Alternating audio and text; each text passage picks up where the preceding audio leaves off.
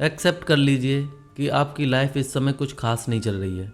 Same वही boring life style, वही boring दिन गुजरते जा रहे हैं। लेकिन क्या आपको पता है कि अपनी लाइफ को इंटरेस्टिंग बनाने के लिए आपको क्या करना है? इसके लिए आपको उन चीज़ों के पीछे जाना है जो आपको खुशी देती हैं। क्या आपको पता है कि ये कैसे करना है? इसके लिए आपको एक हीरो की जर्नी स्टार्ट करनी होगी, जो आप इस समरी में सीखेंगे। तो ये जानने के लिए कि एक हीरो जैसा माइंड और दिल पाने के लिए आपको क्या करना होगा, इस समरी को ज़रूर सुने। हेलो दोस्तों, स्वागत है आप सभी का एक और नई बुक समरी में। आज की बुक समरी है द हीरो, जिसे लिखा है रोंडा बर्न ने।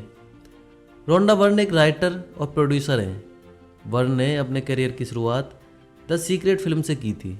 इस फिल्म के बाद उन्होंने इसके ऊपर एक बुक लिखी। उनकी बुक और फिल्म दोनों लॉ ऑफ अट्रैक्शन पर बेस्ड थी, जो कहती हैं कि आपके थॉट्स आपकी लाइफ चेंज कर सकते हैं। द सीक्रेट न्यूयॉर्क टाइम्स पर बेस्ट सेलर बुक रह चुकी है।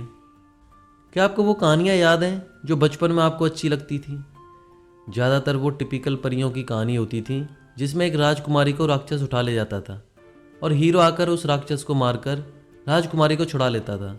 यानी इन कहानियों का हीरो मुश्किल से मुश्किल काम भी आसानी से कर लेता था। खैर, आपको मानना ही पड़ेगा कि बड़े होते होते आप काफ़ी हद तक इन कहानियों से पक चुके होते हैं, क्योंकि आपको पता होता है कि ये सिर्फ फैंटेसी है और कुछ नहीं, और रियल लाइफ में सिचुएशन अलग होती हैं। तो क्या हम ये मान लें कि हमें बचपन में ये कहानियाँ पढ़नी ही नहीं चाहिए थी? इंसान की ग्रेटनेस इसी बात में है कि वो हार के बेहद करीब पहुंचकर भी हार ना माने। अगर आप ठान लें कि कोई चीज़ हासिल करनी है तो आप उसे पाने के लिए बड़ी से बड़ी मुश्किल से भी टकरा जाएंगे। इसी में इंसान की सबसे बड़ी जीत है। अपने सपनों तक पहुंचने का रास्ता आपको अपने बचपन की फेवरेट बेड टाइम स्टोरी से मिल सकता है। इन कहानियों में एक सीक्रेट छुपा हुआ है जो आपको अपने गोल्स और ड्रीम्स अचीव करने में काम आएगा। इस समरी में आप उस फॉर्मूला के बारे में जानेंगे जो आपको अपनी स्टोरी का हीरो बना देंगी। साथ ही आप समझेंगे उन चैलेंजेस के बारे में और उस जीत के बारे में जो इस जर्नी में आप एक्सपीरियंस करोगे। इस समरी के अलग अलग किरदार भी आपको बहुत इंस्पायर करेंगे। तो क्या आप तैयार हैं अपनी हीरो वाली जर्नी स्टार्ट करने के लिए? तो चलिए फिर बिना किसी देरी के शुरू करते हैं आज की book summary the hero by Rhonda Byrne. The call to adventure. जरा सोचो क्या होता अगर आपकी लाइफ एकदम परफेक्ट होती। तो आप एक बेहद अमीर परिवार में पैदा हुए होते। आप जो मांगते आपके पेरेंट्स आपको वो दे देते। आपके पास दुनिया का हर ऐशो आराम होता और लोग आपसे जलते। क्या आपको लगता है तब आप खुश रहते? शायद हाँ, सुनने में तो ये एक ड्रीम लाइफ जैसा लगता है, लेकिन एक दिन आप इस लाइफ से भी बोर हो जाते। एक परफेक्ट लाइफ आपको आगे बढ़ने और अपने दम पर कुछ हासिल करने का मौका कभी नहीं देगी। जब आपको सब कुछ बैठे बिठाए मिल रहा है तो आप मेहनत क्यों करेंगे? परफेक्ट लाइफ मीनिंगलेस होती है, जिसका कोई पर्पज नहीं होता। शायद यही वजह है कि परफेक्ट लाइफ असल में होती ही नहीं है, क्योंकि लाइफ परफेक्ट हो ही नहीं सकती। लेकिन हाँ, जो हो सकता है वो ये कि जैसी लाइफ आपको चाहिए वैसी आप क्रिएट कर सकते हैं। आप इसे तब भी अचीव कर सकते हैं जब आपको ये लग रहा हो कि इसे अचीव ना कर पाने के 100 कारण हैं। एनास्टेसिया बेवेरी हिल्स मेकअप कंपनी की फाउंडर हैं। वो जब यूनाइटेड स्टेट्स आई तो उनके पास कुछ नहीं था। एनास्टेसिया रोमानिया से हैं और उन्हें ठीक से इंग्लिश बोलना भी नहीं आता था, इसलिए उन्हें किसी बच्चे की तरह अल्फ़ाबेट सीखने से शुरुआत करनी पड़ी। पॉल और फेलिया किंको के फाउंडर हैं, जो कि एक डॉक्यूमेंट कॉपी बिजनेस करती है। पॉल को बचपन में डिसलेक्सिया था और वो हमेशा हाइपर एक्टिव रहते थे। 16 की उम्र में वो स्कूल से निकाल दिए गए। कई साल बाद किंको को फेडेक्स ने $2.4 बिलियन में खरीद लिया था। कोई नहीं चाहेगा कि उस पर मुसीबतों का पहाड़ टूटे, लेकिन मुसीबत मौका देखकर नहीं आती हैं। एनास्टेसिया और पॉल जैसे लोगों ने ऐसे चैलेंजेस का सामना किया है जहाँ कोई और होता तो हार मान लेता, लेकिन यही मुश्किल दौर तो आपको मजबूत बनाता है। यह आपको कुछ भी हैंडल करने के लिए और ज़्यादा तैयार कर देता है। हालात चाहे जैसे भी हों, आप अपने सपने ज़रूर पूरे कर सकते हैं, क्योंकि आपके अंदर इतनी काबिलियत है। फिर चाहे आपके पास पैसा, पावर, एजुकेशन या मोटिवेशन कुछ भी ना हो, अगर बाकी सक्सेसफुल लोग ऐसा कर सकते हैं तो आप क्यों नहीं कर सकते? ये वो अहम सवाल है जो आपको खुद से पूछना चाहिए। नेक्स्ट है योर कॉलिंग। हर किसी में एक यूनिक एबिलिटी या टैलेंट होता है, लेकिन हर किसी को यह बात मालूम नहीं होती क्योंकि उन्होंने इसे कभी डिस्कवर ही नहीं किया होता है। आपकी यूनिक एबिलिटी या टैलेंट आपको अपनी कॉलिंग यानी मन की आवाज़ को पहचानने में हेल्प करती है। आपकी कॉलिंग आपकी लाइफ का पैशन है। ये एक ऐसी चीज़ है जिसे आप बेहद पसंद करते हो और इसकी परवाह करते हो, या यूँ कह लें कि आपकी कॉलिंग आपकी खुशियों की चाबी है, क्योंकि आप जब भी उस एक्टिविटी को करते हैं तो आपको अजीब सी खुशी और संतुष्टि का एहसास होने लगता है। ये आपको शांति और सुकून देता है। ऐसा ही कुछ माइकल एस्टन स्मिथ को भी फील हुआ था। माइकल को बचपन से ही वीडियो गेम्स का क्रेज़ था। मौका मिलते ही वो कोई ना कोई गेम खेलने बैठ जाते। बड़े होकर भी उनका ये पैशन कम नहीं हुआ। माइकल की कॉलिंग थी वीडियो गेम्स खेलना, जिसमें उन्हें सच्ची खुशी मिलती थी। तो माइकल ने अपनी कॉलिंग को ही अपना कैरियर बना दिया। उन्होंने माइंड कैंडी नाम से एक चाइल्ड एंटरटेनमेंट कंपनी स्टार्ट की, जिसने एक famous online role playing game Moshi Monsters बनाया। यह गेम ज़बरदस्त हिट साबित हुई। इंसान की कॉलिंग किसी भी फॉर्म या शेप में हो सकती है। ये आपके बचपन की कोई हॉबी हो सकती है, ठीक वैसे ही जैसे माइकल की कॉलिंग स्टार्ट हुई थी, या कुछ ऐसा भी हो सकता है जो आपने बड़े होने पर डिस्कवर किया हो। इनमें से चाहे कुछ भी हो, पर आपकी कॉलिंग तभी कॉलिंग मानी जाएगी जब आपको इससे संतुष्टि का एहसास होगा। और लाइफ के किसी भी पॉइंट पर आपको ये एहसास हो सकता है। आपको अपना माइंड खुला रखना होगा, न जाने आपको कब कौन सा आइडिया आ जाए। याद रहे, आपकी कॉलिंग आपके लिए खुशी के सोर्स के साथ इनकम का सोर्स भी बन सकती है। इसलिए कभी किसी को मौका मत दो कि वो आपको अपनी कॉलिंग डिस्कवर करने से रोक सके। नेक्स्ट है the mind of A hero. ऐसी कौन सी चीज़ है जिससे डील करने में इंसान को सबसे ज़्यादा मुश्किल होती है? दूसरे लोग या अपनी लिमिटेशन और कमजोरियाँ? इसका सही जवाब है आपका एटीट्यूड, जिस पर काबू पाना दुनिया का सबसे मुश्किल काम है। आपका एटीट्यूड आपको ऊंचाइयों पर ले जा सकता है, लेकिन यही आपको नीचे भी गिरा सकता है। अगर आपको लाइफ में कुछ अचीव करना है तो ऑप्टिमिस्टिक एटीट्यूड का होना बेहद ज़रूरी है। लेकिन आप अपने एटीट्यूड को कंट्रोल कैसे करोगे? लेन बिचली एक फॉर्मर सर्फर है। वो 7 बार वर्ल्ड चैंपियनशिप जीतने वाली वो पहली फीमेल सर्फर है। अगर दुनिया में कोई जानता है कि अपना एटीट्यूड कैसे कंट्रोल किया जाए तो वो लेन है। लेन कहती हैं कि अपनी लाइफ को इम्प्रूव करने का एक ही तरीका है कि आप अपने थॉट्स की जिम्मेदारी लो। आपके थॉट्स और एटीट्यूड का आपस में स्ट्रॉन्ग कनेक्शन होता है। आप जैसा सोचते हैं वैसा ही बिहेव करते हो। चलिए हम दोबारा लेन का एग्जाम्पल लेते हैं। वो दुनिया की बेस्ट सर्फर्स में से एक मानी जाती हैं, लेकिन अगर लेन अपने करियर की शुरुआत में ही खुद को लेकर बहुत क्रिटिकल हो जाती तो क्या होता अगर वो अपनी गलतियों से घबराकर हार मान लेती? जाहिर सी बात है, लेन के नेगेटिव थॉट्स नेगेटिव एटीट्यूड ही क्रिएट करते। उन्हें अपनी हार पर गुस्सा आता और कुछ सीखने के बजाय वो अपनी हार के लिए खुद को दोष देना शुरू कर देती। अगर उनका नेगेटिव एटीट्यूड उन पर हावी हो जाता तो शायद वो कभी इतना नाम और शोहरत अचीव नहीं कर पाती। लेकिन किस्मत से लेन के पास एक हीरो का माइंड है, और हीरो का माइंड हमेशा पॉजिटिव होता है। अगर उनमें पॉजिटिव एटीट्यूड नहीं होता तो लेन कभी इस मुकाम तक नहीं पहुंच सकती थी। लेन की कहानी से हम सीख सकते हैं कि अपनी फीलिंग्स के प्रति हमें अवेयर रहना चाहिए। कुछ खोना, फेल होना और गलतियां करना ऐसी चीज़ें हैं जिनसे पूरी तरह से बचा नहीं जा सकता है। ये कभी ना कभी तो होंगी ही। ज़िंदगी ऐसी ही है, ये हमें बहुत कुछ सिखाती है और इस प्रोसेस में कई बार हमें दर्द भी होता है। लेकिन जो तकलीफ आपको फील हो रहा है उसे एक्सेप्ट करना सीखो और ख़ुद को ये याद दिलाते रहो कि ये आपकी कहानी का द एंड नहीं है। आप नेक्स्ट टाइम बेटर परफॉर्म कर सकते हो। लेन को जब डाउन फील होता था तो वो कुछ ऐसा करती थी जो उनका मूड ठीक कर सके, और वो चीज़ थी सर्फिंग, जो उनका पैशन था। सर्फिंग ही एक ऐसी चीज़ है जो लेन को सबसे ज़्यादा खुशी देती है, इसलिए वो वही करना पसंद करती हैं। अगर आप भी कभी डाउन फील करें तो कुछ ऐसा करो जो आपके चेहरे पर स्माइल ले आए, और उसे तब तक करते रहो जब तक कि आपको अच्छा फील ना होने लगे। नेक्स्ट है the heart of A hero. आपके भी कुछ सपने और गोल्स होंगे, लेकिन आपने शायद कभी उनको हकीकत में बदलने की कोशिश तक नहीं की होगी। ऐसा क्यों है? ऐसा इसलिए है क्योंकि इसके लिए आपको अपने कंफर्ट जोन से बाहर निकलना होगा, और वो आप करना नहीं चाहते, क्योंकि इसके लिए आपको वो करना होगा जो आज से पहले आपने कभी नहीं किया है। ये चीज़ सबसे ज़्यादा डरावनी लगती है। आप प्रिडिक्ट नहीं कर सकते कि आगे क्या होगा। आपको नहीं पता कि आपको सक्सेस मिलेगी या नहीं। अगर आप फेल हो गए तो क्या होगा? उसके बाद आप क्या करोगे? अपने डर की वजह से आप सिर्फ बुरे रिजल्ट पर फोकस करते हो। आपको लगता है कि जीत हासिल करना नामुमकिन काम है। जब इतनी चीज़ें गलत हो सकती हैं तो पॉजिटिव रिजल्ट पर फोकस करना मुश्किल हो जाता है। आपका माइंड ज़्यादा सोचने लगता है और मल्टीपल सिनेरियो क्रिएट करने लगता है। लेकिन ये सारे सिनेरियो सिर्फ एक ही रिजल्ट की तरफ इशारा करते हैं कि आप फेल हो जाओगे। ऐसा कोई रास्ता नहीं है जो आपको इस डर से बाहर निकालने की गारंटी दे सके।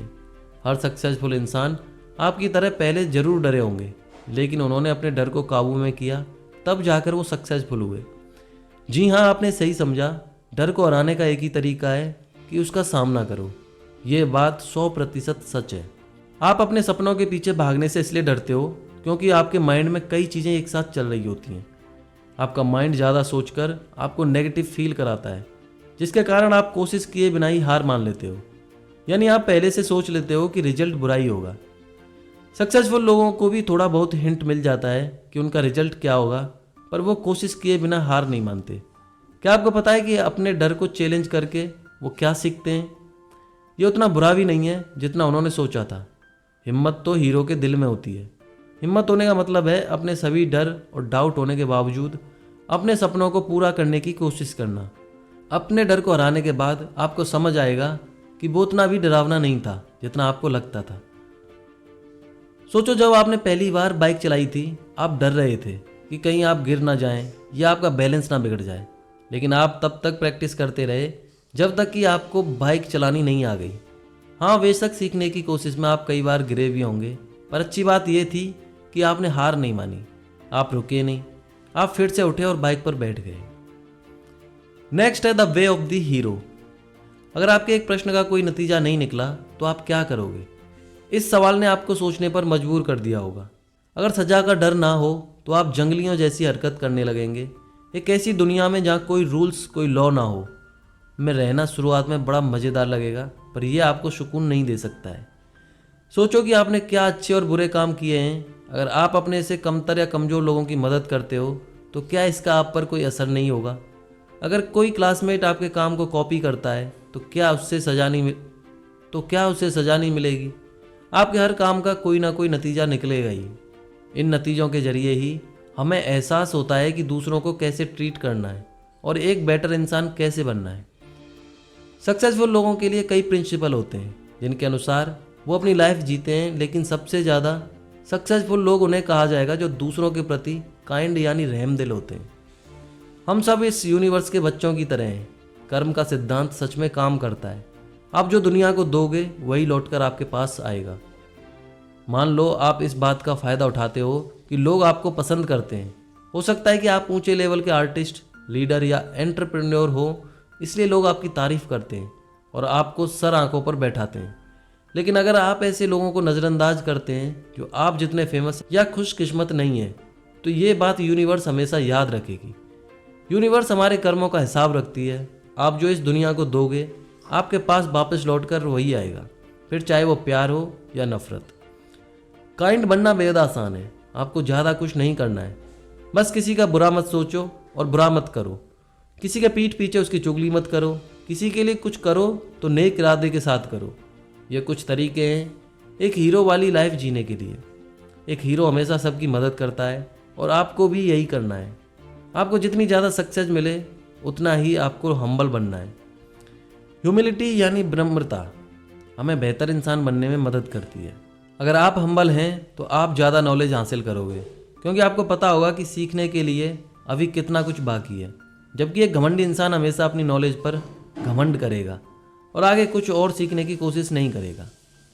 अपने सोचने का दायरा बढ़ाना आपको और नॉलेज और समझदारी की ओर ले जाएगा और आप अपने जॉब, टैलेंट या स्किल को और भी ज़्यादा इम्प्रूव कर पाएंगे। नेक्स्ट है द लेवीरिंथ। ये कोई नहीं जान सकता कि उसकी किस्मत में क्या लिखा है। दुनिया के सबसे सक्सेसफुल लोगों को भी नहीं पता था कि वो अपने सपने पूरे कर पाएंगे या नहीं, लेकिन उन सब में एक बात कॉमन थी, वो ये कि उन्होंने अपना बेस्ट ट्राई किया और किसी भी हाल में हार नहीं मानी। सक्सेस की तरफ आपका रास्ता किसी भूल भुलैया जैसा है। आप सिर्फ कुछ मीटर आगे तक ही देख सकते हैं, पूरा रास्ता नहीं।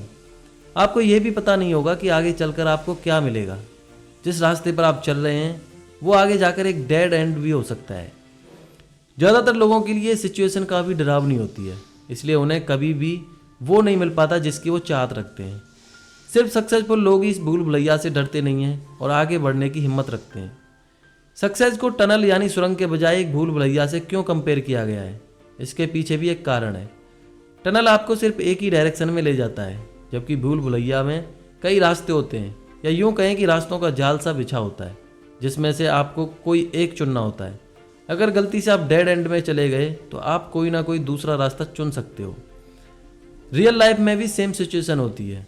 शायद आपका बिजनेस उतना बढ़िया ना चल रहा हो जितना आपने सोचा था। आपको रेंट देना है, स्टाफ की सैलरी देनी है और सप्लाईज भी रखनी है, लेकिन आपकी कमाई इतनी नहीं हो रही है कि सारे खर्चे निकल सकें। ये सिचुएशन भी भूल भुलैया के डेड एंड की तरह है। तो क्या आप हार मान लोगे? बिल्कुल नहीं।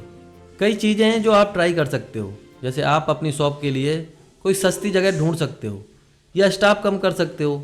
अगर ऑपरेटिंग कॉस्ट बहुत ज़्यादा है तो आप अपना बिजनेस ऑनलाइन ट्रांसफ़र कर सकते हो। इस तरह आपके काफ़ी खर्चे बच सकते हैं। आपकी जर्नी कभी इजी नहीं होगी। आपके सामने एक ना एक चैलेंज आता ही रहेगा। कई अनएक्सपेक्टेड ट्विस्ट आ सकते हैं, अच्छे और बुरे दोनों। इसलिए आपको फ्लेक्सिबल बनना होगा। अपने गोल पर फोकस करो और कभी हार मत मानो।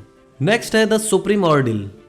हमें यकीन है कि आपने मूवीज़ में ये सीन तो ज़रूर देखा होगा, जहाँ हीरो का मुकाबला एक बड़े भयानक राक्षस से होता है। हीरो लड़ते लड़ते थक चुका है या शायद उसके जीतने की उम्मीद टूट चुकी है। हीरो फिजिकली, इमोशनली और मेंटली हार मानने की कगार पर है, यानी वो कभी भी हार मान सकता है। सक्सेसफुल लोग भी कई बड़ी बड़ी मुसीबतों या टेस्ट से होकर गुजरे हैं। सबसे बड़ा टेस्ट का मतलब है जब इंसान अपनी लाइफ में सबसे ज़्यादा चैलेंजिंग सिचुएशन से गुजरता है, जो उसने आज तक फेस नहीं की होती है। जैसे एग्जाम्पल के लिए एक इंसान जो अच्छा कुक है, अपना खुद का रेस्टोरेंट खोलना चाहता है, पर उसके पास इतना पैसा नहीं है कि वो अपना सपना पूरा कर सके। या कि म्यूजिशियन उस वक्त हिम्मत हार बैठता है जब उसने बड़ी मेहनत से गाने तैयार किए होते, पर कोई भी रिकॉर्ड कंपनी उसका गाना सुनने को तैयार नहीं होती। हैरी पॉटर बुक सीरीज की ऑथर J.K. रोलिंग ने भी अपने सबसे बड़े टेस्ट का सामना किया था और उससे जीतकर बाहर निकली थी। क्या मानेंगे कि शुरुआत में कोई भी पब्लिशिंग हाउस हैरी पॉटर की सीरीज छापने को तैयार नहीं था। रोलिंग उम्मीद खोने लगी थी। उनकी फाइनेंशियल कंडीशन ठीक नहीं चल रही थी। उन्हें खुद पर डाउट होने लगा था कि क्या वो वाकई में इतना बुरा लिखती हैं। उम्मीद का दामन अगर छूटने वाला हो तो भी हिम्मत मत हारो। सबसे बड़े टेस्ट की सिचुएशन तब आती है जब आप वो पाने वाले होते हो जो आप कब से पाना चाहते थे, और तब आपका सारा एफर्ट, टाइम और कमिटमेंट सार्थक लगने लगता है। लेन बिचली, जिनकी कहानी हमने पढ़ी थी, को आमतौर पर दुनिया एक पॉजिटिव इंसान के तौर पर जानती है, लेकिन हर सक्सेसफुल इंसान की तरह उन्होंने अपनी लाइफ में बुरा दौर एक्सपीरियंस किया है। जैसे कि 1996 में उन्होंने क्रोनिक फटीग यानी गंभीर थकान का सामना करना पड़ा, जिसकी वजह से वो काफ़ी फ्रस्ट्रेटेड हो गई थी, क्योंकि ये उनके करियर का पीक टाइम चल रहा था और उन्हें कई सर्फिंग कंपटीशन में हिस्सा लेना था। क्रोनिक फटीग ने उन्हें बेहद गुस्सैल और चिड़चिड़ा बना दिया था। लेन जानती थी कि उन्हें ऐसी हालत में आराम की ज़रूरत थी, लेकिन वो बाहर जाना चाहती थी, स्विमिंग और सर्फिंग करना चाहती थी। सर्फिंग लेन के लिए सिर्फ एक करियर नहीं था, बल्कि उनका पैशन था। यह उनके लिए सांस लेने जितना ज़रूरी था। लेन जानती थी कि उनमें इतनी ताकत नहीं थी कि वो अपना पैशन फॉलो कर सकें, लेकिन इसके बावजूद वो एक कंपटीशन में हिस्सा लेने के लिए हवाई गई। उस साल हवाई में जितने भी सर्फिंग इवेंट हुए थे, लेन ने वो सारे जीते। क्रोनिक फटीग लेन का सबसे बड़ा टेस्ट था। हालांकि वो जानती थी कि उन्हें रेस्ट की ज़रूरत है, लेकिन फिर भी वो अपने पैशन के दम पर किसी तरह सर्वाइव कर गई। उन्होंने एक बार भी नहीं सोचा कि शायद यही कारण हो सकता है कि मैं अब सर्फिंग नहीं कर पाऊंगी। अपनी बीमारी को लेन ने बहाना नहीं बनने दिया। वो मजबूती से खड़ी रहीं और क्रोनिक फटीग पर जीत हासिल की। उनके इसी पॉजिटिव एटीट्यूड के कारण वो उस साल का पहला वर्ल्ड टाइटल जीत पाई थी। नेक्स्ट है द रिवॉर्ड। एक कहावत है, रेनबो हमेशा बारिश के बाद ही दिखता है। यानी कई तकलीफों और फेलियर का सामना करने के बाद जब सक्सेस मिलती है तो सब कुछ सार्थक लगने लगता है। ये चीज़ें आपके साथ किसी कारण की वजह से हुई थी, और वो कारण यह है कि यह आपको और भी मजबूत बनाता है। यह आपके सक्सेस और रिवार्ड जो सक्सेस के तौर पर आपको मिला है, कोई और ज़्यादा संतुष्टि देने वाला बना देता है। जैसा कि हमने बताया, सक्सेस इतनी आसानी से नहीं मिलती। बेशक हमारे सामने अचीव करने के लिए हमेशा गोल्स और ड्रीम्स होंगे, लेकिन इतने स्ट्रगल के बाद जब आपको ये मिलती है तो इसे फील करना भी ज़रूरी है। आपने सक्सेस अचीव की है, ना जाने कितने महीनों, कितने आंसुओं, फ्रस्ट्रेशंस और स्ट्रगल के बाद आखिर आपको ये मिला है। आपने इम्पॉसिबल को पॉसिबल कर दिखाया है, तो इसे सेलिब्रेट करना तो बनता है। इस बुक की ऑथर रोंडा बर्न एक साधारण परिवार से हैं। उनकी फैमिली के पास ज़्यादा कुछ तो नहीं था, पर उनमें आपस में गहरा प्यार था। रोंडा के पेरेंट्स परिवार की ज़रूरतों को पूरा करने के लिए बहुत मेहनत करते थे। रोंडा के पिता के गुजरने के बाद उन्हें बहुत इमोशनल और फाइनेंशियल तकलीफ़ों का सामना करना पड़ा। उनके पिता के जाने के बाद परिवार की पूरी जिम्मेदारी रोंडा की माँ की कंधों पर आ गई थी। जैसे जैसे वक्त गुजरता जा रहा था, उनकी मुश्किलें बढ़ती चली गईं। खासकर रोंडा की माँ के लिए, जो सबसे ज़्यादा स्ट्रगल कर रही थी। उनकी आधी से ज़्यादा उम्र तो परिवार का पेट भरने की फिक्र में ही गुजर गई। लेकिन जब द सीक्रेट पब्लिश हुई तो सब कुछ बदल गया।